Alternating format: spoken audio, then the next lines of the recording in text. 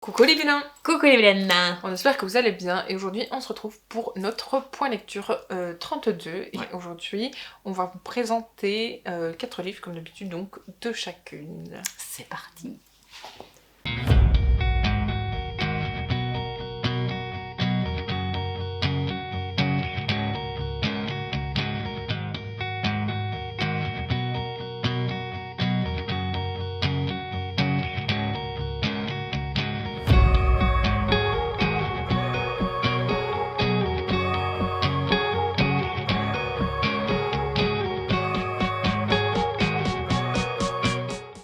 Donc pour le premier, ce sera De larmes et d'écume aux éditions PKJ de Stéphane Michaka. Donc là on se retrouve donc dans les années 1884. Alors c'est basé sur une histoire vraie, hein, donc sur le bateau de la Marie-Céleste. Et on se retrouve donc pendant son naufrage. C'est pas forcément un naufrage puisque à l'origine c'est un bateau qui est revenu coque vide, les mâts cassés, sans plus personne à l'intérieur. Donc ça, dans un premier temps, c'est ce qu'on nous narre. On nous narre l'histoire de ce fameux bateau hein, qui est parti des Amériques et qui revient dans le sens inverse, donc du côté de Londres. On se retrouve aussi d'une autre part avec Spooty. Spooty qui est le protagoniste de l'histoire un peu principale dans le sens où c'est lui qui va mener la petite enquête sur ce fameux bateau car elle l'intrigue énormément et il aime bien décortiquer toutes ces petites histoires là de bateaux naufragés, etc. En tout cas le Marie-Céleste l'intrigue beaucoup et il va donc trouver un travail dans les assurances de l'époque. Je sais plus le nom de l'assurance, mais en tout cas il va travailler avec Basile. Basile qui est aussi aussi intrigué par toutes ces histoires de naufrage, puisque de toute façon lui il travaille dedans carrément, vu qu'il travaille aussi dans les assurances. Et à l'époque on remboursait un certain prix aux armateurs quand les bateaux étaient soit naufragés ou pas. Enfin il y avait aussi les problèmes d'escroquerie à l'assurance, etc. Ça existait déjà. Donc en fait tous les deux se sont bien trouvés et Basile a un rapport très intéressant avec le Marie-Céleste puisque comment je pourrais dire sans tout vous dévoiler, il est très très lié avec une des personnes qui était donc sur le Marie-Céleste, donc Elsie. Elsie qui part donc sur ce bateau, donc comme je l'ai dit tout à l'heure, des Amériques pour rejoindre Londres parce qu'elle veut fuir son beau-père. Son beau-père qui à l'origine l'a embarqué avec sa famille, donc ses frères et sœurs, sa mère, aux États-Unis pour refaire leur vie sous un autre nom, etc. Enfin, il y a toute une histoire là-dessus, je vous en dirai pas trop plus. Et donc sa mère décède donc aux États-Unis, donc elle décide de partir pour le fuir parce que c'est un homme disons très désagréable, très froid, très méchant parfois. En tout cas, il l'apprécie guère parce que Elsie est une jeune femme très avant-gardiste, très fougueuse. Elle aime bien faire ce qu'elle a envie, elle a ses propres idées et pour l'époque, elle est très en avance. Et elle n'est pas tout à fait d'accord avec ce que lui veut faire. Hein. Lui, il aimerait plutôt qu'elle se range avec un mari, etc. Elle n'a pas du tout envie de tout ça. Hein. Elle veut vivre sa propre vie. Donc j'ai beaucoup aimé son petit caractère à Elsie. Et donc le problème qui va se poser, c'est cette enquête qui va commencer grâce donc à Basile et Spooty. Donc c'est Finch de son vrai nom parce que Spooty c'est son petit surnom hein, au jeune homme. Et en fait c'est eux qui vont mener l'enquête pour pouvoir justement délier tout ça. Mais du coup, est-ce que c'est qu'une histoire d'amitié? Entre Basile et Spooty. Ah oui, en fait, Basile embauche Spooty, parce que en fait, Spooty vit à l'origine dans les bas quartiers de Londres de l'époque. Et en fait, il a une opportunité de ouf hein, pour l'époque, c'est qu'il arrive à trouver ce job, et l'autre, il le prend. D'accord. Il va même lui conseiller... Alors, c'est pas lui qui va lui conseiller, je dis des bêtises, c'est qu'à un moment donné dans le livre, Spooty rencontre Conan Doyle. Et Conan Doyle, en fait, comme il voit que Spooty est super engagé, super investi dans cette recherche donc, du Marie-Céleste et l'histoire du pourquoi, du comment il est arrivé comme ça, parce que c'est comme une légende. Spouty, il arrive à peu près 11 ans après, en 1800. En fait, le Marie-Céleste de souvenir, il revient comme ça en 1872, et Spouty commence son enquête avec Basile en 1884. Il y a 11-12 ans de différence entre tout ça, mais il est grave attaché à cette histoire, il a grave envie de savoir ce qui est arrivé. Ça l'intrigue en fait. Tu sais, c'est comme... oui, c'est intriguant. Ça titille. Il peut savoir. Voilà, pourquoi ce bateau, en fait, est devenu un bateau fantôme arrivé dans le port comme ça. Enfin, en fait, c'est le dia... C'est quoi déjà Je sais pas si c'est marqué derrière. C'est un autre bateau, en fait, qui retrouve le Marie-Céleste. Je ne sais plus le nom, vous l'avez à l'intérieur. Et en fait, eux vont toucher une prime de remorquage du bateau. Et c'est là que tout va se déclencher, parce qu'en fait, c'est eux qui vont dire à tout le monde que voilà, le bateau est revenu sans rien du tout, comme ça, comme si c'était... Oui. Et il n'y a rien de touché à l'intérieur. C'est ça qui va déclencher le truc, du coup. Voilà, c'est ça qui va... C'est eux qui vont déclencher, en fait, l'histoire de ce Marie-Céleste et de ce bateau fantôme. Et en fait, Spouty va pousser Basile dans ses retranchements, parce que voilà, Basile est très attaché à ce bateau de par son histoire, mais il va découvrir certaines choses que je ne peux pas vous livrer par rapport à Elsie.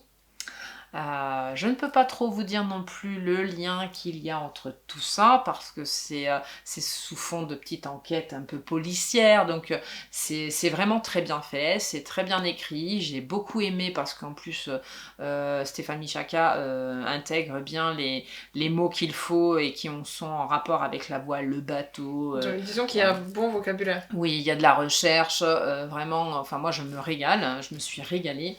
Et je me suis pas ennuyée du tout. Je l'ai dévoré ce livre, je crois. En 2 jours, il était torché. Mais il est pas grand non plus. Il est pas grand, mais en plus, voilà, il est très dynamique. Moi, j'aime beaucoup les protagonistes. Ils sont très attachants. On sait ce qu'ils deviennent, parce que bon, par rapport à tout à l'heure où je parlais de Conan Doyle, quand Spouty rencontre Conan Doyle, il lui dit, bah écoute, vu que tu es très attaché, très comment dirais-je, on voit qu'il a envie de décortiquer cette histoire, donc il voit qu'il a quand même des prédispositions à devenir journaliste, donc Conan Doyle lui suggère, il lui dit, mais pourquoi tu restes à travailler dans ce genre de travail d'assurance, va plutôt dans une autre branche, tu as l'air doué. Il essaye de lui faire pas changer d'avis, voilà. mais genre de l'éclairer. Voilà, il lui dit que voilà, il est capable, avec son sens qu'il éprouve justement pour ces enquêtes-là, il le trouve très doué et intelligent, donc voilà, il lui dit, bah voilà, tu pourrais peut-être changer de branche, etc. Ouais. Et c'est ce qu'il va faire, c'est la seule petite dévoilement oui, il va écouter Conan Doyle. Voilà, vers la fin, c'est ce qu'il va faire, c'est un beau dénouement, ça, parce qu'en fait, il va gravir les échelons, il part de rien, Spouty. Oui, il part de rien, mais il finit grand. Il finit à faire ce qu'il a envie. Au final, c'est une belle évolution du personnage, quoi. C'est une belle histoire. C'est une belle histoire de part et d'autre de chacun. Basile va y trouver son compte, Elsie va y trouver son compte, et on va savoir ce qu'elle est devenue. Parce que bon, c'est vrai que j'ai oublié de vous en parler, mais pour la petite histoire, Elsie donc embarque sur le Marie-Céleste, mais en fait elle n'est pas notifiée dans le carnet de bord. D'accord. C'est-à-dire que c'est comme si c'était une passagère clandestine. Voilà, exactement. C'est comme si elle était clandestine, mais il y a quand même pas mal de gens qui la voient monter sur le bateau, puisque en fait c'est le propre capitaine qui l'embarque sur ce bateau-là, en compagnie de sa femme et de sa fille, parce qu'il la prend comme nounou. D'accord, ok. C'est la condition en fait pour qu'elle puisse être embarquée sur ce bateau, c'est qu'il la prend comme nounou. Donc elle accepte. Oui, du coup, oui, elle accepte et puis elle se fait embarquer là-dedans. Elle se fait embarquer là-dedans. Bon, elle est conseillée quand même par des amis qu'elle a donc en Amérique. Je crois que c'est un pasteur et sa femme qui font tout pour que monsieur Briggs, je crois que c'est Briggs, le nom du capitaine, et donc ils se connaissent, donc il la pistonne quelque part. Oui, voilà, donc c'est ça. Elle embarque sur ce bateau et c'est pendant la traversée qu'il se passe quelque chose. Voilà, c'est ça. Voilà, pendant la traversée, il se passe quelque chose. On a toutes les explications à l'intérieur, donc voilà, on peut spéculer tout ce qu'on veut à l'intérieur au fur et à mesure des pages. Mais du coup, tu as la réponse à la fin. Oui, d'accord. Oui. On a les explications du naufrage, On a les explications d'Elsie, on a les explications de ceux qui reviennent ou qui ne reviennent pas, je ne le dirai pas. On a les explications donc de Spooty, donc je vous en ai dit un petit peu. Les explications pour Basile aussi, qui est très important. Et en fait, tout ça, tout est lié en fait. Vraiment, c'est à décortiquer. En fait, c'est sous fond de décortiquage puisque c'est sous fond de petite enquête. Mais on peut vraiment lier le tout puisqu'ils sont tous liés les uns les autres. Et j'ai trouvé ça formidable parce que c'est pas redondant, tu vois. Si on me l'avait raconté autrement, cette histoire, ça aurait été différent, ça aurait été sûrement différent parce que je me serais peut-être ennuyée. Et le fait que voilà, tous ces petits personnages soient liés les uns aux autres ont fait que cette histoire du Marie Céleste m'a beaucoup intéressée. Tu lui mets combien du coup ? 5 partout. Voilà. Moi j'aime tout. Et ouais, en plus c'est un livre qui peut être lu, j'ai oublié de le dire, c'est un livre qui peut parfaitement convenir à des ados, franchement. Oui, parce que c'est du bouquet de jeunesse. Ça se lit super bien et c'est tout à fait une histoire qui pourrait leur plaire. Donc moi ensuite je vais vous parler de La nuit où les étoiles se sont éteintes de Nin Gorman et Marie Alino aux éditions Albin Michel. Donc c'est l'histoire de Finn que nous suivons à travers ce premier tome. Mais pas que, on suit aussi tous ses amis. Je vous citerai que Nate et Kenna qui sont importantes. Qui sont très importants on va dire, même si les deux autres aussi, mais disons que ces deux-là vont lui donner un petit quelque chose, enfin vont apporter quelque chose à l'histoire. En fait, comment dire, parce que en fait je peux pas trop vous en dire non plus sur ce livre, c'est compliqué. Bien sûr. Donc nous débarquons avec Finn qui a fini le lycée, donc ça c'est le premier chapitre. Il a fini le lycée, c'est en plein mois d'été, et il va partir justement avec sa bande de potes quelque part. Je vous laisse un peu de suspense sur là où ils vont aller, etc. Comme ça, vous découvrirez. Et en fait, à travers ça, on a d'autres chapitres sur... je crois que ça commence il y a 8 mois plus tôt, ou 9 mois, un truc comme ça. D'accord. Enfin, c'était presque il y a un an. Quoi. Et en fait, on découvre la vie de Finn à travers ça. On continue, donc il y a 3 parties, on nous a fait 3 parties distinctes, et dedans on a un chapitre sur l'été qu'il est en train de passer, donc actuel, et le passé. Et donc dans ce passé-là, on découvre qu'en fait sa mère a été arrêtée, qu'elle est en prison pour certaines raisons qu'on ne sait pas au début. On les sait à la fin. Donc on spécule beaucoup au début. Voilà, moi je me rappelle qu'on spéculait là toutes les deux. Vous allez vous interroger automatiquement sur qu'est-ce qu'elle a fait sa mère pour se retrouver en prison. Parce que quand il va la voir, sa mère est quelqu'un de très douce, très attentionnée, elle aime son fils. Enfin, vous voyez un peu le caractère. Franchement, c'est pas quelqu'un qui a l'air d'avoir fait du mal ou avoir commis quelque chose. Enfin, au premier abord, on sait pas en fait, on se demande, on se dit il y a quelque chose. Et puis Finn vous dit quand même qu'il s'est passé quelque chose, donc vous savez que ça risque d'être important parce que Finn, du coup il sait pourquoi sa mère est en prison, logique. Mais on sent qu'en fait il y a une raison et que... on ne le dit pas tout de suite. Non, mais on sent quand même que en fait il fait partie de l'histoire, puisqu'il sait techniquement. Et puis c'est sa mère, puisque de base il habitait avec elle. Voilà. À côté de ça, il a été élevé tout seul avec sa mère, puisque en fait son père n'est pas là, donc n'existe pas en fait dans l'histoire si vous préférez. On ne connaît pas son identité, on ne sait pas qui il est, donc on comprend un peu aussi pourquoi il a du mal à se construire, tu vois. Oui, il lui manque un petit quelque chose. Voilà, il y a quelque chose quand même qui lui manque et tout, parce que Finn c'est Finn, genre c'est le gars en fait qui pour se défouler va dans les dans les trucs un peu clandestins où ils font que se battre et ils gagnent de l'argent grâce à ça. Voilà, il fume le joint, etc. Donc, oui, il dévie un petit peu, il a des petits travers. Il aime boire de l'alcool, enfin tu vois, c'est vraiment... Il se défie lui-même avec sa propre autorité, voilà, en fait. Il cherche ce qu'il a pas eu. Il est très mélancolique aussi dans la façon dont il raconte sa vie. Il est très mélancolique, il est très triste, et puis il aime pas ce qui arrive à sa mère, enfin tu vois ce que je veux dire, on sent qu'il est touché par tout ça et qu'il faut qu'il le sorte, etc. Enfin c'est... Il faut un exutoire. Voilà, c'est ça. Et puis en fait, jusqu'au moment où en fait il rencontre justement sa bande de potes qu'il a depuis justement au moment où il les rencontre. Il les rencontre d'ailleurs très Enfin, la scène est assez drôle quand même parce qu'il les rencontre à un moment donné où eux ils sont en train de taguer quelque chose sur le Donc, mur ils du font des lycée. bêtises. Et en fait, lui, il va être pris par le proviseur justement et puni aussi alors qu'il n'a absolument rien fait. Et vous comprenez bien sa rage et voilà, son Oui, impulsivité. il a pris avec les autres. Parce qu'il est très impulsif, hein, donc dès que ça lui plaît pas, en général, il cogne. Voilà, c'est sa spécialité. Hein. Et tout le long du livre, du coup, on découvre les personnalités qui sont avec lui aussi. Notamment Nate et Kenna. Kenna qui est un peu une fille, en fait, qu'il va rencontrer déjà d'avant, en fait. Il va rencontrer... Enfin, ce que je veux dire... Attends, je vais m'exprimer mieux que ça. Ce que je veux dire, c'est qu'en fait, Kenna, il l'a rencontré déjà avant le petit groupe, donc le fameux épisode. D'accord, il l'a rencontré indépendamment. À une soirée universitaire, parce qu'elle se fait passer pour quelqu'un de l'université. Et en fait, ils vont coucher ensemble. Et en fait, quand ils vont se revoir... Voilà. Ah mince. Elle a un caractère... comment dire oui, mais rien de sérieux, en fait, entre eux, hein, on est d'accord. Parce qu'elle, justement, elle est un peu faux-folle, mais tu sens que quand même, elle a du cœur. Que pour ses amis, tu vois, elle sera toujours là, tu vois. C'est ce qu'on découvre. Donc au fur et à mesure. après, ils deviennent potes, quoi. Ils deviennent potes, oui. Et justement, en fait, j'arrive au point où on va parler de Nate. Nate, qui est... je rigole parce que ouais, il y a des choses que je sais que je peux pas vous dire, donc j'essaie de faire la part des choses. Nate, c'est quelqu'un qui aime la musique, qui aime l'art, qui fait du théâtre, tu vois, et qui n'aime pas les femmes. Et qui... Et en fait...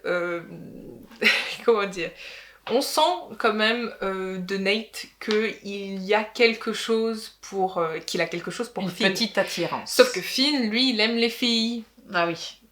Voilà, donc pour lui, enfin, il voit pas en fait ce que Finn... Enfin, nous, on le comprend. Enfin, moi, je l'ai compris. J'ai vu que Finn, il y avait un truc. Parce que tout au long du livre, il est là pour lui. Et il y a qu'un moment donné où Finn va comprendre. Donc là, je vais m'arrêter là. Je vais pas vous dire la suite parce que sinon, je vais vous spoiler complètement. Et en fait, du coup, il va se découler quelque chose. Mais on sent quand même, tu vois, que... Enfin... tu vois, et puis il y a Kenna aussi, tu vois. Il y a Kenna qui avec qui s'est passé quelque chose avant. Et là, il y a Nate, et puis il va rencontrer le père de Nate. Il va rencontrer la famille à Nate, puisqu'en fait, ils sont amis. C'est une bande de potes, ils sont devenus potes, tu vois. Et puis lui, même si au début, il voulait pas d'eux, et ben au final, en fait, il reste avec eux. Parce que c'est grâce un peu à eux qu'il va réussir à remonter la pente. Par rapport à ce qui se passe avec sa mère, etc. Alors parce pourquoi c'est compliqué. C'est aussi triste alors finalement dans ce livre Alors ce qui est... C'est par rapport à sa mère ou c'est par rapport à sa bande de potes qui va se passer quelque chose ou les deux? En fait c'est un mélange puisque tout parle de lui. En fait tout ce qui est triste c'est les événements qui se passent avec sa mère, puisque on sait d'office ce qui va arriver à sa mère. Tu vois, le jugement ou quoi, n'importe quoi, je vais pas vous dire, mais on sait ce qui va arriver à sa mère. Parce que, en fait, je sais pas si j'ai le droit de vous le dire, mais on sait qu'à cette époque-là, enfin, parce qu'on est aujourd'hui, mais tu as tous les droits, il existe. Juste qu'il faut pas trop en fait, le problème, c'est que, attention, là, ça risque d'être du spoil, mais si vous voulez comprendre pourquoi il est plus triste, attention, c'est du spoil, il faut carrément vous spoiler, c'est qu'en fait, sa mère a tué quelqu'un. Je vais pas aller trop au-delà du spoil quand même, mais sa mère a tué quelqu'un. Et on sait que quand tu tues quelqu'un là-bas aux États-Unis, tu peux avoir comme... voilà, exactement. Et en fait, c'est son jugement, justement. Ils veulent qu'elle meure. Voilà, grosso modo, c'est la chaise électrique. Sauf qu'elle, en fait, elle va décider autrement. Et en fait, pour justement éviter de se faire prendre la vie par eux, elle va se pendre. Donc elle va mourir.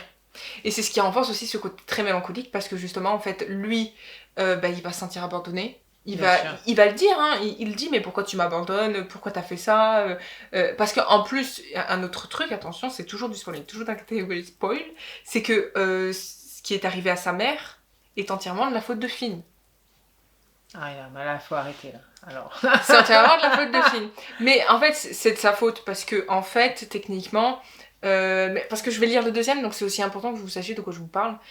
Donc tout ça, ça va renforcer son côté très mélancolique, très dramatique, très triste au final, parce que tout ça... Et à côté, justement, il y a sa bande de potes qui essaient d'être là. Mais en fait, eux, ils savent les grandes lignes, tu vois, etc. Donc ils le comprennent quand même.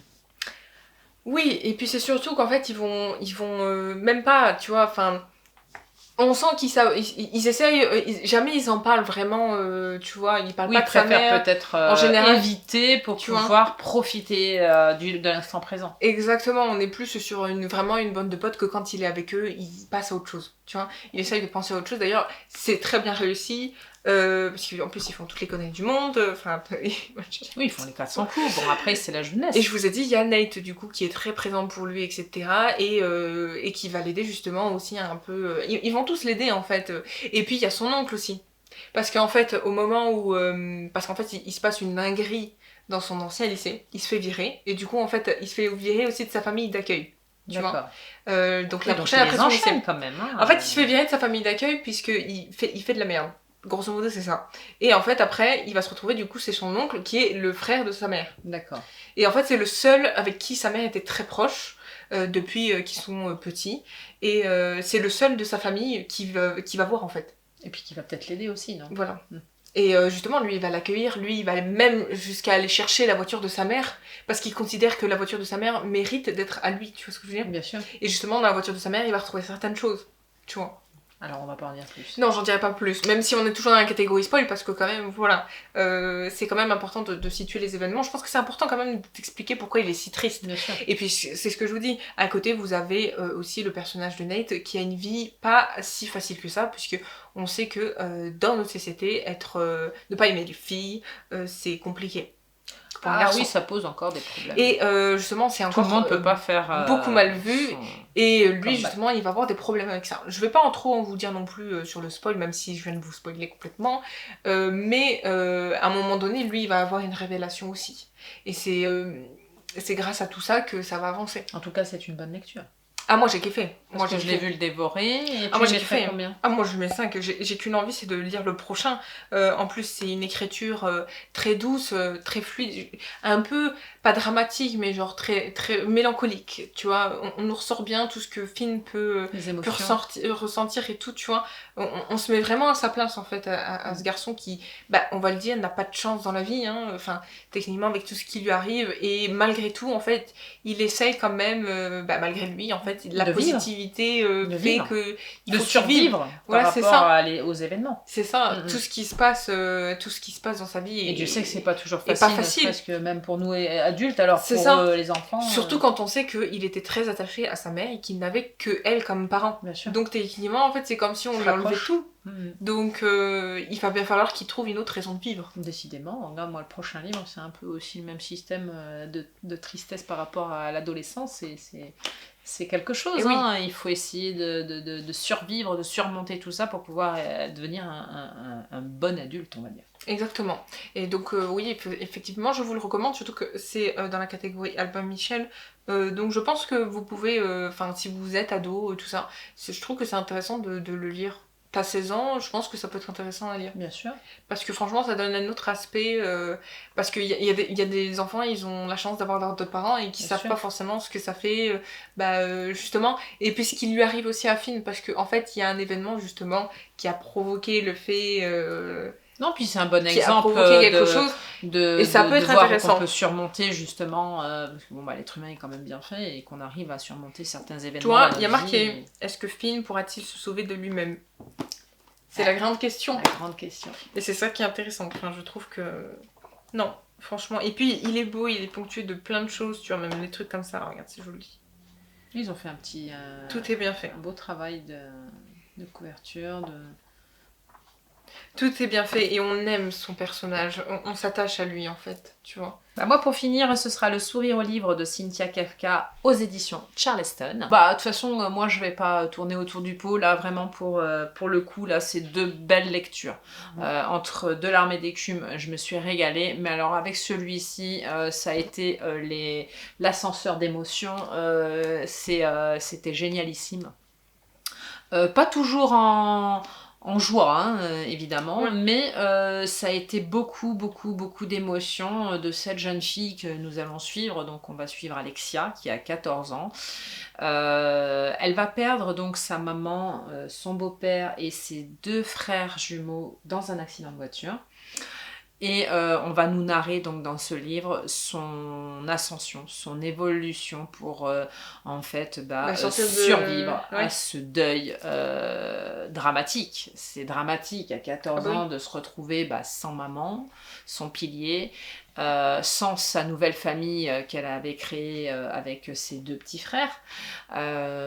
Et c'est terrible parce que en fait ça commence dans le livre, donc elle perd ses parents, mais en fait elle culpabilise parce qu'elle pense que c'est de sa faute.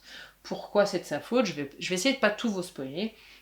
Mais ça commence comme ça, c'est qu'elle pense que c'est sa faute dans le sens où ils doivent aller chez leurs grands-parents, tous en famille, et voilà, elle est adolescente, elle n'a pas forcément envie d'y aller, donc elle fait genre, pas un caprice, mais elle fait tout pour se disputer avec sa mère. Oui, pour pas y aller. Pour pas y aller, donc sa mère, qu'est-ce qu'elle fait pour pas se prendre la tête, parce que sinon ils vont avoir les bouchons, etc., ils vont arriver en retard chez les grands-parents, et donc ça va polémiquer, donc elle la laisse chez elle.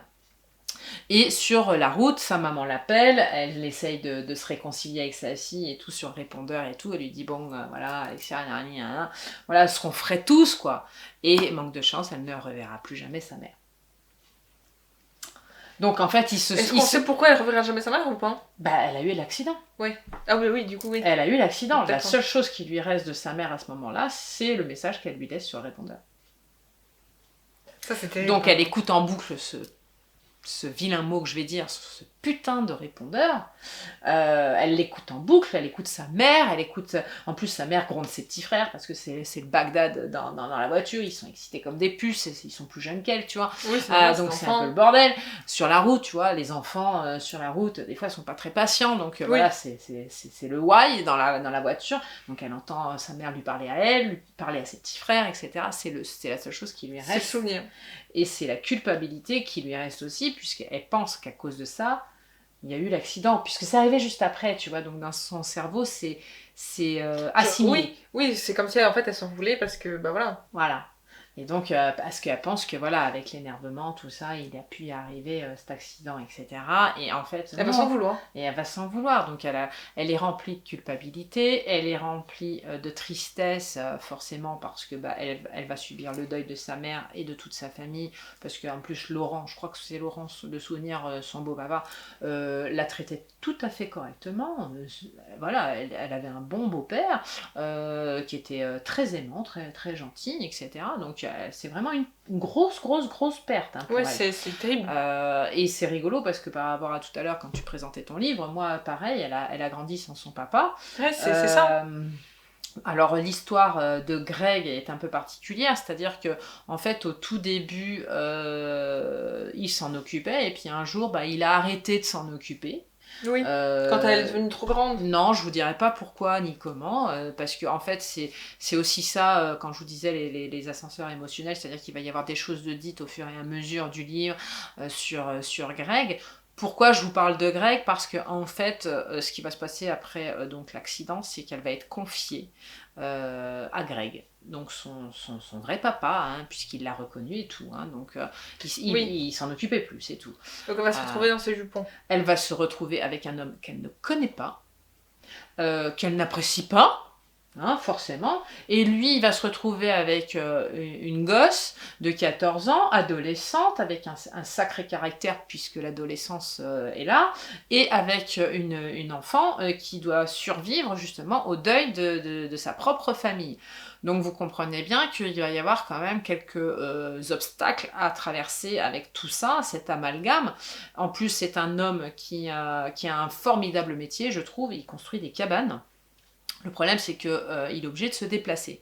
Donc, il n'est pas souvent là, de par son travail. Donc, ça va poser problème dans leur cohabitation, parce que il a envie quand même qu'elle ait une présence, puisque lui, il ne peut pas être là, surtout quand il n'est pas là. Donc, il ne veut pas qu'elle reste toute seule, normal. Donc, il va embaucher à ce moment-là Ida. Ida, qui est une femme beaucoup plus âgée, qui a un franc-parler, qui veut changer de vie. Donc, c'est une dame, je crois, de souvenir, qui vient du Nord et elle change carrément de région pour ça. Quand elle arrive dans la région, elle trouve ce travail par le biais de, je crois, une boulangerie. Enfin bref, on vous explique tout ça, mais c'est un rapport très important pour la fin du livre, mais je n'en dirai pas plus. Et la seule chose que je peux vous dire sur Ida, c'est que c'est quelqu'un de très cocasse, c'est quelqu'un qui m'a fait beaucoup rire, c'est quelqu'un de très attachant dans le livre.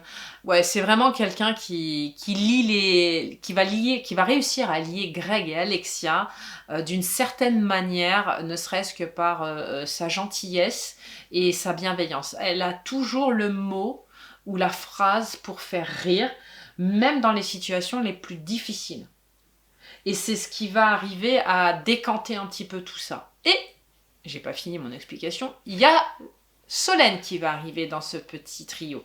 Solène qui va faire en sorte aussi, un peu comme Ida, elle arrive comme un peu un cheveu sur la soupe. C'est une femme qui est avocate, elle a tout claqué, son travail, tout ça, elle a dit stop, ras-le-bol. En gros, c'est ça. Et elle fait donc un tour de France en vélo. Et elle rencontre Alexia. C'est pour ça aussi que j'ai beaucoup aimé ce livre, parce qu'on parle des boîtes à livres. Parce qu'Alexia, en fait, quand elle vit chez Greg, elle se réfugie, elle fait le mur, elle se réfugie souvent à la boîte à lire du village. D'accord. Et elle fabrique des origamis. C'est sa passion, parce qu'elle faisait ça avec sa maman, en fait, quand elle était stressée, sa maman lui faisait faire des origamis. Et donc, elle part du principe que quand Greg l'énerve, ou même Ida, des fois, l'énerve, eh ben, elle se barre à la boîte à lire et à livre, et elle fait ses origamis. Et Solène arrive en vélo à la boîte à lire. Oui, donc elles vont se croiser. Donc elles vont se croiser par inadvertance, et en fait c'est pas par son biais à elle que Solène va atterrir chez eux, c'est par le biais d'Ida. C'est Ida, je raconte pas tout, je vous verrai dans le bouquin comment elles se rencontrent. Elles vont donc se rencontrer et elle va l'inviter chez Greg. Mais Solène va être un soleil dans cette maison, au même titre qu'Ida, mais d'une autre façon, c'est-à-dire que c'est quelqu'un d'extérieur. Oui. Au début, elle ne connaît pas le passé d'Alexia, elle ne sait pas pourquoi elle est avec Greg, pourquoi il y a une tension entre eux, pourquoi tout ça. Alors que Ida, elle a été embauchée en connaissance de cause. Et petit à petit, tout ça, ça va se délier. Et tout ça, ça va se délier. En fait, au lieu de rester, je sais pas, moi je dis une bêtise, une soirée en compagnie de ces nouveaux gens, elle va rester beaucoup plus longtemps. Mais je n'en dirai pas plus.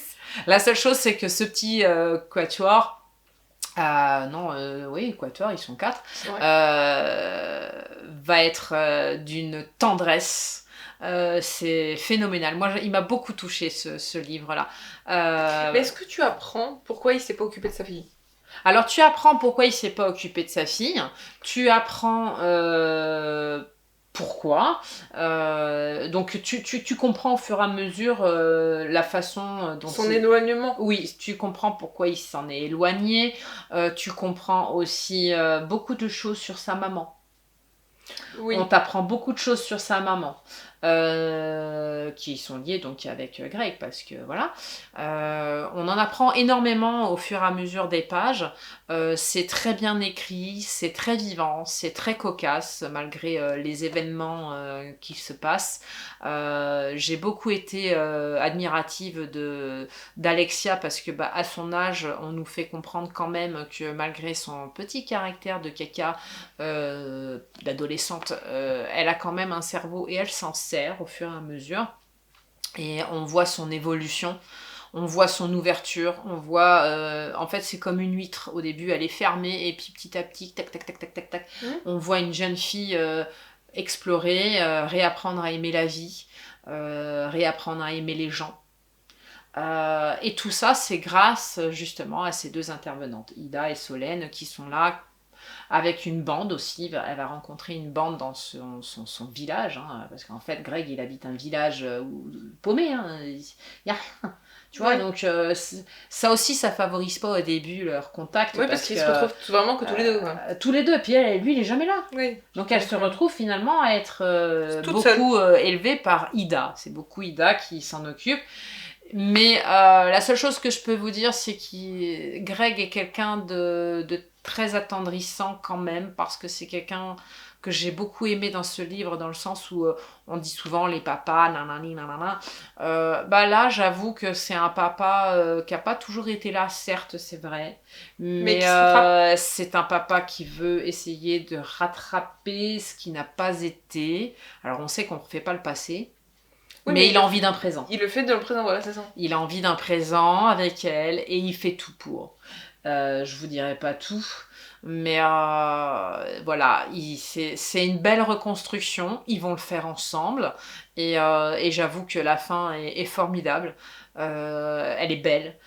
C'est vraiment un beau roman. Je vous le conseille, franchement, il est très très beau. Moi, j'ai beaucoup aimé tout ce qu'il y a à l'intérieur, aussi bien le thème du livre, parce que voilà, il relie beaucoup de choses, ne serait-ce que pour Solène, c'est son dada, elle fait toutes les boîtes à lire, les boîtes à livres oui, il y a beaucoup de choses qui sur sont sa route, et en fait... intéressantes. Elle, contrairement à l'origami qu'Alexia elle fait, en fait, Solène, elle fait toutes les boîtes à livres parce qu'elle dépose des petits cailloux. Elle dépose des petits cailloux peints et en fait elle met des citations dessus. Donc ça me parle, moi, tu vois, tout ça, les citations, le livre, leur histoire. Moi, ça m'a bien titillé, tu vois. Et en fait, pour elle, elle estime que tous les petits cailloux qui sont pris dans les boîtes à livres et qui voyagent dans les maisons des autres ou dans d'autres endroits ou qui sont offerts, tu vois, et ben pour elle, c'est quelque chose qui grandit pour elle. Elle se dit qu'elle fait quelque chose de bien et que ça, c'est de la transmission, quoi. Et en fait, que, par exemple, je sais pas moi, une petite citation, ça peut rendre joyeux quelqu'un, tu vois. Oui. Donc pour elle, c'est que du bonheur. Et en fait, ils sont tous là avec tout leur bagage comme ça. Solène a une histoire. Je vous en dirai pas plus. Oui, Ida a une histoire, je vous en dirai pas plus. Faut laisser le suspense. Voilà, je pense en avoir dit assez pour vous donner envie d'aller vers ce livre qui est... il y a beaucoup de tendresse. Tu le mets combien ? 5. Tout partout. C'est très tendre, c'est délicat, c'est affectueux, c'est rempli d'amour, on voit bien qu'il y a des choses qui vont être faites pour pas lui faire plaisir, parce que voilà, on veut pas non plus en faire une capricieuse. Il faut lui redonner une positivité. Voilà, en fait dans ce livre on voit bien que on écoute quand même cette jeune fille avec ses bagages et que on essaye d'évoluer avec. Et ça, c'est génialissime. Donc, moi, pour le dernier, c'est une suite de saga, donc c'est le tome 4. Donc, attendez-vous peut-être à ce que je spoil, du coup, les autres tomes, du coup, puisque c'est la suite. Bien sûr. Et donc, il s'agit de Prisonnier de Tracy Wolff. Tant attendu, vous vous rappelez, hein. Pocket Jeunesse. Donc, il est très court. On sait que l'édition a coupé... le troisième tome en 2, donc petit et très court, donc 280 pages, hein, c'est pas beaucoup. Vous pouvez vous en douter. Pas beaucoup à se mettre sous la dent, mais on va comprendre pourquoi il s'appelle Prisonnier, puisque je rappelle quand même, c'est pour ça que je dis attention on spoil, que vous savez mon amour pour Jackson, et que dans celui-ci, en fait, dans la fin du troisième, du coup on va dire ça comme ça parce que ça c'est le quatrième, dans la fin du troisième, on découvre que Jackson a son âme qui est en train de mourir, puisque le lien de promesse a été rompu avec Grace, et que son âme a été sauvée par Hudson, puisqu'elle a le lien de promesse avec lui, et que lui, du coup, non. Et du coup, lui, il est en train de mourir. Donc, il faut qu'elle trouve une solution pour sauver Jackson, et qu'en même temps, elle sauve Hudson des griffes du roi vampire, qui est leur père, de Vega, et puisque lui, il veut l'enfermer dans la prison, que tu ne peux pas en sortir. Pas du tout. Et donc on se retrouve dans celui-ci où en début directement, on nous plonge directement dans le vif du sujet, où Hudson en fait se fait arrêter et va être emmené à la prison. Mais elle, comme c'est sa promise et qu'ils ont un lien de promesse, elle joue là-dessus et dit « moi je vais avec toi ». Par la même occasion, vous avez Flynn qui est aussi... oui, vous avez Flynn qui est aussi arrêté. Donc le dragon de leur petite bande de potes. On sait pourquoi il est arrêté, je vais pas vous le dire. Donc ils vont tous les trois là-bas. Donc là-bas, en fait, ils vont... Flint, il a... Enfin, sa mère lui a dit quelque chose avant qu'il soit emmené là-bas. Il faut qu'il trouve un certain Rémi et qu'ils soient enfermés ensemble parce que ce Rémi, soi-disant, va les aider à sortir de la prison. Parce que leur but, eux, c'est du coup de sauver Hudson et Bien de sûr. sortir de la prison. Logique. Parce que surtout que la prison, vous ne pouvez pas en sortir. Donc il faut trouver une solution. Mais Grace, elle est enfermée, elle aussi, alors. Bah du coup, Grace est partie avec Hudson. Donc ils se D'accord. retrouvent tous les trois dans la cage... Enfin, dans la Ils cage. sont dans le caca. Ils sont dans la prison, ils découvrent Rémi, Rémi qui est accompagné aussi d'une créature paranormale, mais je vous laisse quand même un peu de suspense parce que bon, il n'y a pas sinon ça sert à rien que je vous le dise. Et en fait, ils découvrent grâce à lui un certain système qu'a la prison et ils échafaudent un plan pour pouvoir justement s'en sortir et du coup sortir de cette prison. En même temps, on découvre aussi l'histoire de Rémi, donc pourquoi sa mère, enfin la mère de Flint lui a dit de retrouver Rémi, tu vois. On sait pourquoi, on sait quels sont ses pouvoirs, etc. On découvre tout ça et on découvre comment ils vont s'en sortir. Parallèlement, dans les autres tomes, on nous amène aussi le forgeron, on va l'appeler comme ça, le forgeron, qui forge justement les menottes magiques, etc. Ouais, qu'on leur peut-être met. pour se défaire. Voilà, en fait, lui, il a une très grande importance par rapport à ça, et en fait, on sait qu'il est enfermé dans cette prison, et donc eux, Lui aussi, il va peut-être les aider. ils vont vouloir le sauver pour qu'il aille retrouver sa promise qui est malheureuse. Donc, ils ont aussi une petite quête à faire dans cette prison, donc bah ça tombe bien, on va regrouper les deux. Oui, mais quelque part, ils vont être liés, puisqu'il va les aider, je pense. Bah en tout cas oui, bref, je veux pas trop vous spoiler, et du coup vous savez si à la fin de ce tome ils sortent de la prison ou non, et comment ils ont fait. Est-ce que leur plan qu'ils ont échafaudé va bien fonctionner? Peut-être, je ne vais pas vous le dire. En parallèle, vous savez que la prison, elle est là pour, pas pour vous libérer, et du coup en fait, Grace a la chance en fait, parce que quand ils arrivent en fait ils se font prendre leur pouvoir. Parce que du coup, avec les menottes, les machins. Bien sûr. Sauf que, en fait, elle, c'est une gargouille. Et en fait, si tu lui enlèves sa gargouille, comme ils lui prennent sa gargouille, elle redevient humaine. D'accord. C'est pas comme le vampire, tu vois ce que je veux dire. Lui, c'est un vampire, il reste vampire. On lui enlève juste ses pouvoirs, tu vois ce que je veux dire. Et en fait, du coup, il y a un truc, enfin, une espèce de... Je sais pas trop comment vous le dire pour pas vous spoiler, mais en fait, il y a quelque chose qui se passe dans cette prison, on va dire des étapes, on va les appeler comme ça. Il y a une étape où, en fait, ça vous fait revivre votre... là où vous avez été, on va dire, le plus méchant. D'accord. Tu vois, c'est quelque chose que vous avez fait de mal. Ça fait ressortir quelque chose que vous avez fait de mal. Le plus terrible de toi-même. Voilà, exactement. Vous avez fait quelque chose de terrible, ben, vous allez le vivre en continu, comme ça. En fait, c'est une punition. Et en fait, justement, c'est une torture, ça. Hudson et Flint vont avoir le droit à ça. Et justement, en fait... c'est une forme de torture. Grace va justement plonger dans celui de Hudson grâce à Rémi, on va dire ça comme ça. Et va découvrir ce qu'a fait Hudson et donc, pourquoi ce qu'il est capable de faire. Il s'en veut terriblement pour ça. Et donc en fait, on déteste pas Hudson parce qu'on comprend que ce qu'il a fait, c'était pas forcément bien, mais en même temps il le regrette. En tout cas, on sait pourquoi. Et en fait, on fait que continuer à bien l'aimer en fait au final, tu vois ce que je veux dire. On lui en veut pas. Et Jackson, alors ton chouchou. Ouais, c'est vrai que j'ai pas parlé de lui, mais bon, je pense pas que c'est ce qui vous intéresse le plus, mais Jackson, on sait... en fait, le problème, c'est que si je vous dis ou pas... en fait, on sait s'il s'en sort ou pas. Si... Donc, non, moi, je vais juste dire que, justement, c'est là où... parce que, justement, on sait s'ils sortent de la prison ou non, mais je sais qu'à un moment donné, je peux vous le dire, ça, c'est qu'à un moment donné, en fait, il va se passer quelque chose. Et Jackson va mourir. Jackson va mourir.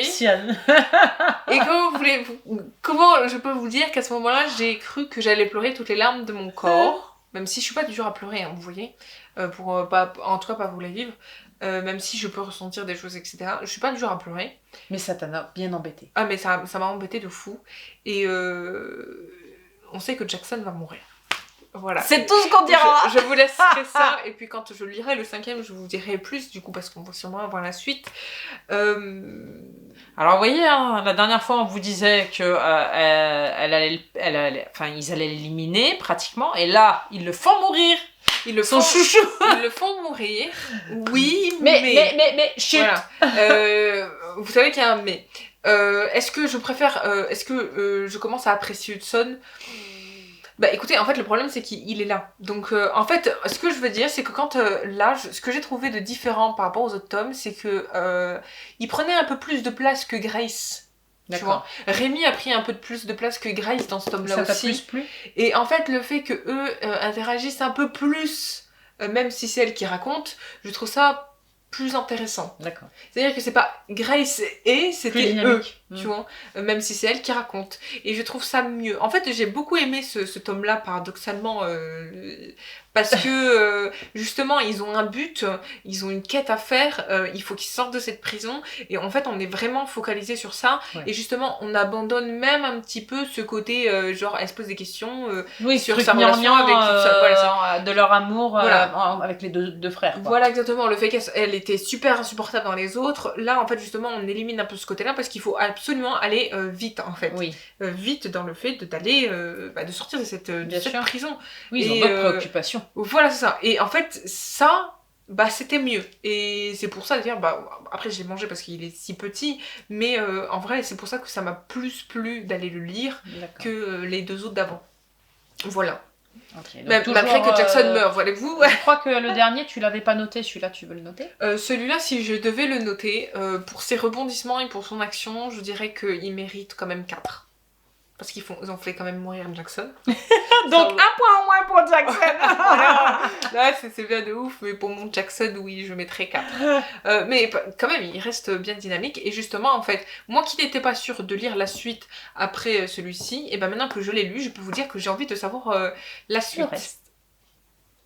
Voilà, donc je vous dirai d'autres informations de ce tome-là, parce que comme je vais vous faire un avis sur le 5e, je vous donnerai d'autres informations de ce tome-là pour comprendre le prochain. Bien sûr. Voilà, comme j'ai fait avec le tome 2, enfin le tome 3 et le tome 4. Bien sûr. Du coup, vous saviez pas, au tome 3, que Jackson était voué à mourir. Comme ça, dites-nous, vous, en commentaire, si vous l'avez commencé, si vous pensez un peu comme Vinciane, ou si votre chouchou, c'est Hudson, hein. Je trouve que malgré... Tu vois, moi, j'aime pas trop Hudson, mais je trouve que dans celui-là, je trouve ce livre... Disons que tu l'as trouvé plus intéressant. Ouais. Plus intéressant que le tome... Plus attirant, en tout cas. Le tome 3. Le tome 3, elle était insupportable. Oui, c'est parce que c'était trop axé sur leur trio, là. Oui, son indécision, son comportement, elle fuit les problèmes, et si, et ça, elle veut pas les résoudre. Enfin, tu vois, on lui met sous le nez les problèmes, elle le fait pas. Alors, le 3e était vraiment compliqué, mais celui-là, quand même, était mieux. J'ai préféré voilà, tant mieux alors, c'est cool. Enfin, c'est la fin du tome 3, donc techniquement, la fin du tome 3 était plus intéressante. Voilà. J'ai trouvé ça plutôt bien. Bon, la suite au prochain épisode. Voilà. J'ai très hâte de lire la suite, quand même. Parce qu'il y a des choses que j'ai envie de savoir, et ce que je vous disais, c'est que vous saurez quelque chose que je vous dirai, mais que pour le tome 5. Et voilà. Et bim. Pas tout de suite. En tout cas, sachez que ceux qui sont encore ici, qui sont encore avec nous, vous n'êtes pas obligé de regarder mon avis sur... si vous voulez lire la saga, regardez pas mes avis.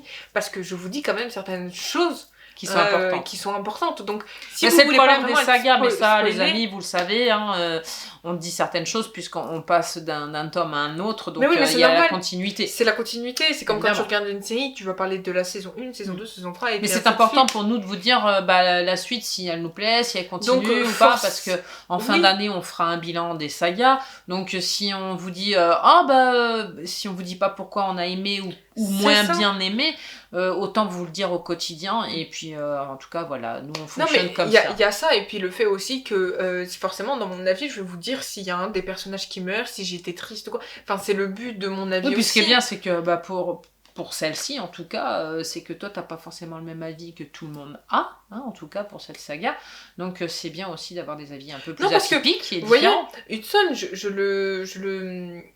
je ne l'aime pas, enfin je l'aime pas, je le déteste pas, je l'apprécie au contraire, parce qu'il y a certains bons côtés il a certains bons côtés, et des fois il est même plus plus tranchant qu'elle et il va beaucoup plus vite qu'elle, tu vois, dans certaines réflexions. Et ça, c'est des fois, c'est... Bah, En fait, tout des cas, fois, il est plus intéressant qu'elle. Ouais, franchement, Hudson est 100 fois plus intéressant que Grace, même si Grace, ce qui m'intéresse chez elle, c'est le pouvoir qu'elle a. Parce que, en fait, les gargouilles sont pas super connues, elles ont disparu, et elle fait partie, je crois qu'il en reste 2 ou 3. Il en reste 2, elle et la bête invincible. Et en fait, justement, on sait pas trop ce que c'est les gargouilles, tout ça. Et en fait, malgré son état, etc., en fait, on découvre justement ce monde-là, etc. Elle est vouée à être la reine des gargouilles, donc techniquement, en fait, il y a tout un truc à savoir quand même sur elle. Mais c'est vrai qu'au niveau de son comportement et au niveau de ses agissements, des fois, je sais que c'est une ado, tout ça, mais c'est un peu limite. Ouais, elle est un peu, mais très insupportable, même sur certains points. Moi, je te dis, le tome 3, c'était pas mon préféré. Elle était bien de me dire aux amis. Du coup, c'est la fin de cette vidéo. On espère qu'elle vous aura plu. En tout cas, toutes nos petites lectures nous ont plu. Ce qui est franchement une réussite. Oui, franchement, moi aussi. Hein. Franchement, la nuit où les étoiles se sont éteintes, c'est moi, les deux. Hein. J'ai pas de préférence. Les deux m'ont plu. Voilà, je me suis régalée avec les deux. Je vous les conseille vivement. Et dites-moi en commentaire si vous les avez lus ou si ça vous donne envie. Exactement. Et je pense que je ne cesserai jamais de me répéter. Mais venez nous suivre sur nos réseaux sociaux. N'hésitez pas sur Discord, sur Insta, sur Twitch aussi, puisque on a quand même... alors je ne sais pas si au moment où vous verrez cette vidéo ça a été annoncé ou dit, mais je sais que de mon côté, parce que toi tu n'as pas forcément le temps, mais moi oui, j'ai décidé de peut-être vous refaire un petit peu de Twitch, et pas forcément que du livre, parce que bah voilà, je ne vis pas qu'avec le livre, même si j'aimerais. On a d'autres passions. Voilà, on a tous d'autres passions, et c'est vrai que donc n'hésitez pas à venir nous suivre sur Twitch. Sur TikTok aussi, puisqu'on poste tous nos TikTok aussi. Instagram, enfin, vous avez l'habitude. YouTube.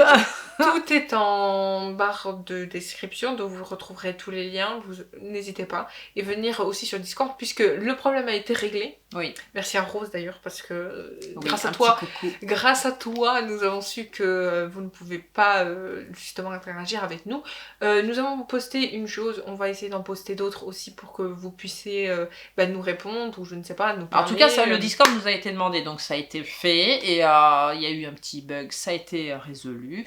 Donc maintenant, n'hésitez pas à nous y rejoindre et puis à aller fouiner dedans. Voilà, n'hésitez pas, vous pouvez parler de tout et n'importe quoi, voilà. Tout est ouvert. Surtout du livre, évidemment. On vous répondra, il n'y a pas de souci. En tout cas, bienvenue à ceux qui s'y sont connectés tu vas y arriver. Et abonnés, ouais, je vais y arriver.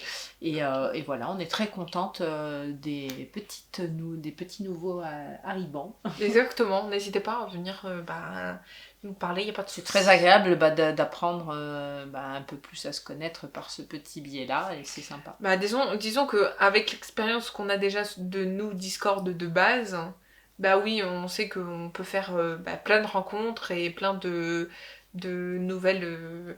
de nouvelles personnalités, de nouveaux genres, de nouveaux... je ne sais pas. Non, puis c'est sympa, on découvre plein de choses. Papoter. Bon, moi, j'ai pas eu le temps encore trop de m'y pencher. On a juste décortiqué le Discord pour que vous puissiez être à même de vous y inscrire, puisque ça a été une demande. Et on est très contente d'avoir eu cette demande-là, parce que voilà, à votre demande, ça a été fait. Et voilà, donc n'hésitez pas. Voilà, n'hésitez pas à venir avec nous. En tout cas, on espère que cette vidéo vous aura plu. On vous fait plein de bisous. N'hésitez pas à liker, commenter et partager. Et surtout, abonnez-vous à notre chaîne YouTube. On se retrouve la semaine prochaine pour une nouvelle vidéo. En attendant, portez-vous bien. On vous fait plein de bisous. Bye bye.